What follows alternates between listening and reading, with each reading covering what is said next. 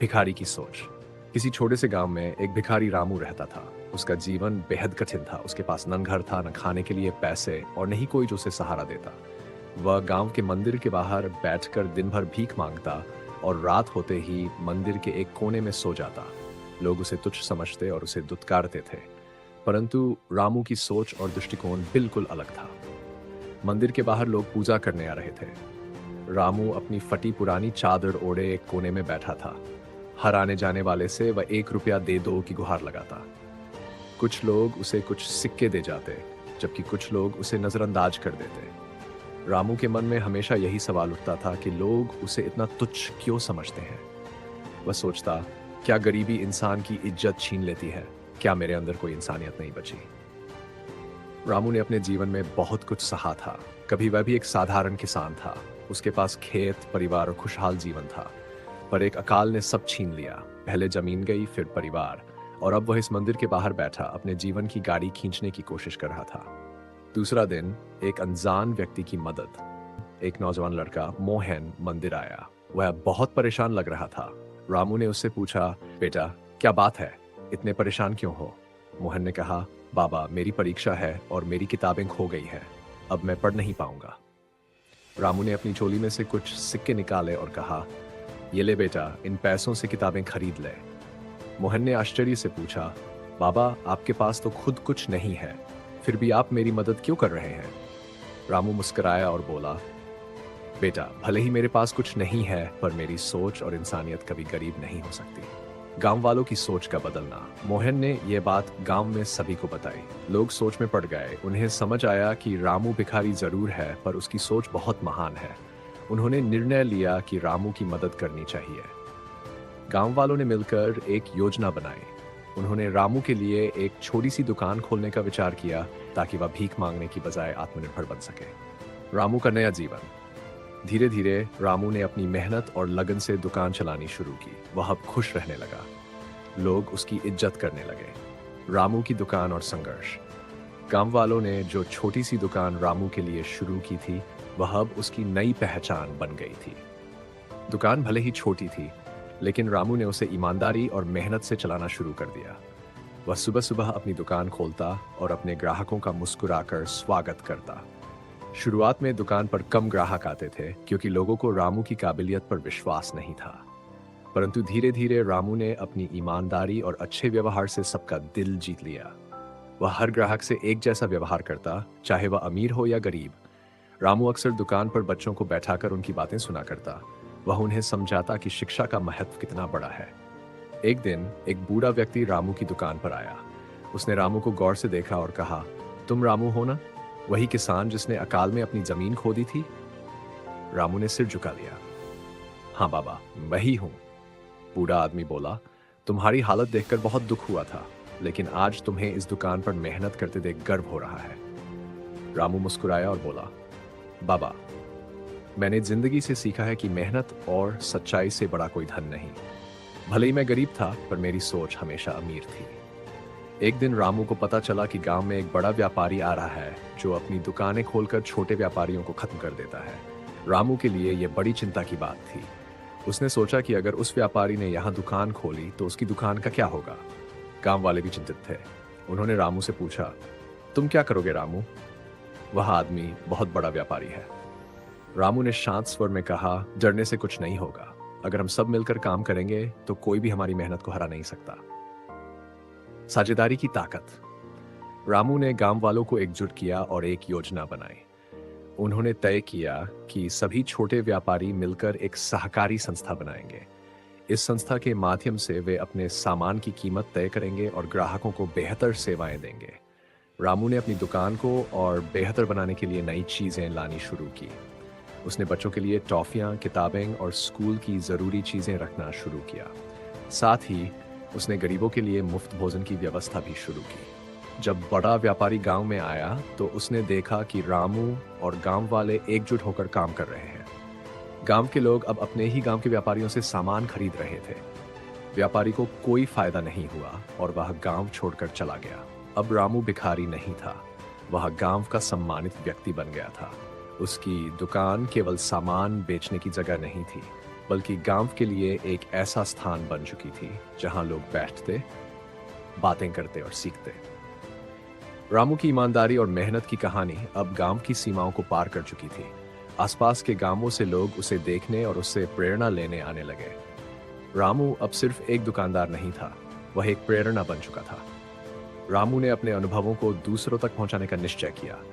उसने गांव में युवाओं के लिए एक पाठशाला शुरू की, जहां वह उन्हें आत्मनिर्भरता, ईमानदारी और मेहनत का महत्व समझाता। रामू का परिवार सालों पहले अकाल में बिखर गया था। उसकी पत्नी और बच्चे कहीं और चले गए थे और रामू को उनके बारे में कुछ भी पता नहीं था। लेकिन एक दिन एक अनजान महिला उसकी दुकान पर आई। उसने रामू को देखा और रोते हुए कहा, रामू, मैं तुम्हारी पत्नी हूं, तुम्हें ढूंढते ढूंढते थक गई थी। रामू की आंखों से आंसू बहने लगे। उसने अपने परिवार को गले लगाया। उसकी पत्नी ने बताया कि कैसे वह अपने बच्चों को पालने के लिए मजदूरी कर रही थी। रामू ने उसे दिलासा दिया और कहा, अब हम सब साथ हैं, हम मिलकर नया जीवन शुरू करेंगे। रामू और उसका परिवार अब गांव में मिलकर काम करने लगा। उसकी दुकान एक बड़ा व्यापार बन गई। उसने गांव के और भी गरीब लोगों को काम पर रखा और उन्हें आत्मनिर्भर बनने में मदद की। रामू का सपना था कि उसके गांव का हर व्यक्ति शिक्षित और आत्मनिर्भर बने। उसने गांव के लिए एक छोटी सी लाइब्रेरी शुरू की, जहां बच्चे और बड़े किताबें पढ़ सकते थे। उसने अपनी दुकान से मिलने वाले लाभ का एक हिस्सा गरीबों और शिक्षा के लिए दान करना शुरू किया। एक दिन गांव के मुखिया ने पूरे गांव के सामने रामू का सम्मान किया। उन्होंने कहा, रामू ने हमें दिखाया है कि सोच और मेहनत का सही उपयोग कैसे किया जा सकता है। वह भिखारी से एक प्रेरणा बन गया है। रामू का बड़ा सपना। रामू ने अब अपने जीवन को एक नई दिशा देने का फैसला किया। उसने सोचा कि अगर वह खुद बदल सकता है तो पूरे गांव की तस्वीर भी बदल सकता है। उसने अपनी दुकान से होने वाली कमाई का एक हिस्सा गांव की भलाई के लिए इस्तेमाल करना शुरू किया। उसने मुखिया से बात करके गांव में बदलाव लाने की योजना बनाई। रामू ने सबसे पहले गांव में शिक्षा को प्राथमिकता दी। उसने गांव के बच्चों को पढ़ाने के लिए शिक्षकों को बुलाया और एक छोटी सी पाठशाला निर्माण करवाया। वहां गरीब बच्चों के लिए मुफ्त शिक्षा दी जाने लगी। इसके अलावा उसने किसानों के लिए नई तकनीकों और उपकरणों का इंतजाम किया। उसने उन्हें सिखाया कि आधुनिक खेती कैसे की जाए ताकि उनकी पैदावार बढ़ सके। रामू का सपना था कि उसका गांव आत्मनिर्भर और समृद्ध बने। रामू की लोकप्रियता। रामू की मेहनत और निस्वार्थ भाव से गांव का नाम आसपास के क्षेत्रों में प्रसिद्ध हो गया। लोग अब उसे सिर्फ एक इंसान नहीं बल्कि गांव का नायक मानने लगे थे। एक दिन एक पत्रकार रामू से मिलने आया।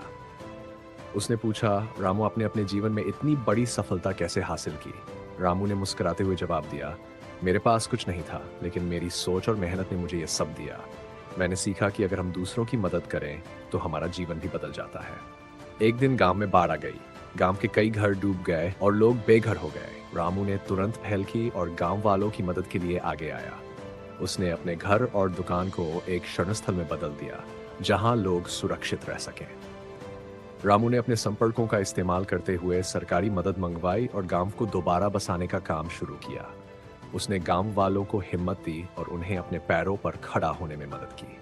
रामू की कहानी अब केवल गांव तक सीमित नहीं रही। उसे सरकारी कार्यक्रमों में बुलाया जाने लगा, जहां वह आत्मनिर्भरता और समाज सेवा पर भाषण देता। उसने देश भर में कई लोगों को प्रेरित किया। अंतिम लक्ष्य। रामू का अंतिम सपना था कि उसका गांव आदर्श गांव बने। उसने गांव में स्वास्थ्य सेवाओं, साफ सफाई और रोजगार के साधनों का विकास किया। अब वह सिर्फ एक इंसान नहीं बल्कि एक आंदोलन बन चुका था। रामू की विरासत। कुछ वर्षों बाद जब रामू वृद्ध हो गया तो उसने अपनी जिम्मेदारी गांव के युवाओं को सौंप दी। उन्होंने रामू के विचारों और सिद्धांतों को आगे बढ़ाने का वादा किया। रामू ने अपनी जिंदगी में यह साबित कर दिया कि सोच, मेहनत और निस्वार्थ भाव से कोई भी इंसान महान बन सकता है। रामू का जीवन आज भी लोगों को यह सिखाता है कि कठिनाइयों में भी सकारात्मकता और दूसरों की मदद का भाव हमें सफलता की ओर ले जा सकता है। रामू का प्रेरणादायक जीवन। रामू का नाम अब पूरे जिले में प्रसिद्ध हो चुका था। उसके प्रयासों ने न केवल उसके गांव को बदल दिया बल्कि आसपास के गांवों को भी प्रेरित किया। लोग उससे मिलने आते, उसकी सलाह लेते और उसके जीवन की कहानी सुनकर अपने जीवन को बेहतर बनाने का प्रयास करते। गांव की नई पीढ़ी। रामू का सबसे बड़ा ध्यान अब गांव की नई पीढ़ी पर था।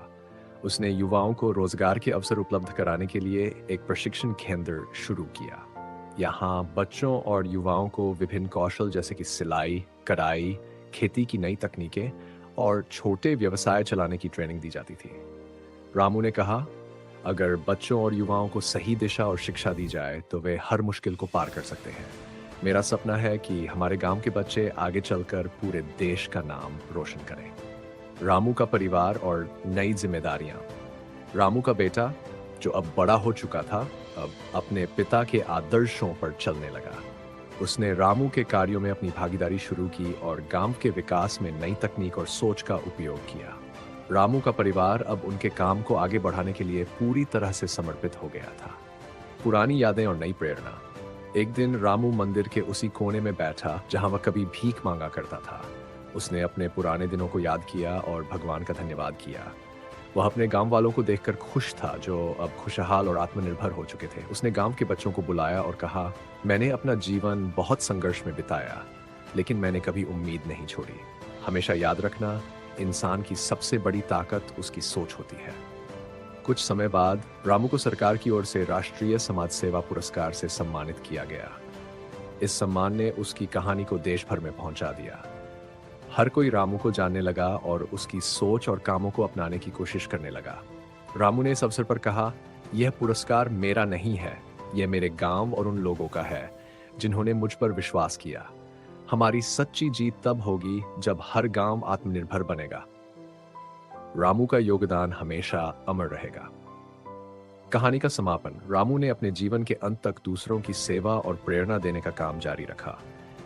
वह इस दुनिया से चला गया, लेकिन उसकी सोच, उसकी मेहनत और उसकी ईमानदारी की कहानी हर किसी के दिल में हमेशा जीवित रही। रामू की सोच, मुश्किलें चाहे कितनी भी बड़ी क्यों न हो, इंसान की मेहनत, ईमानदारी और सकारात्मक सोच उसे हर ऊंचाई तक पहुंचा सकती है।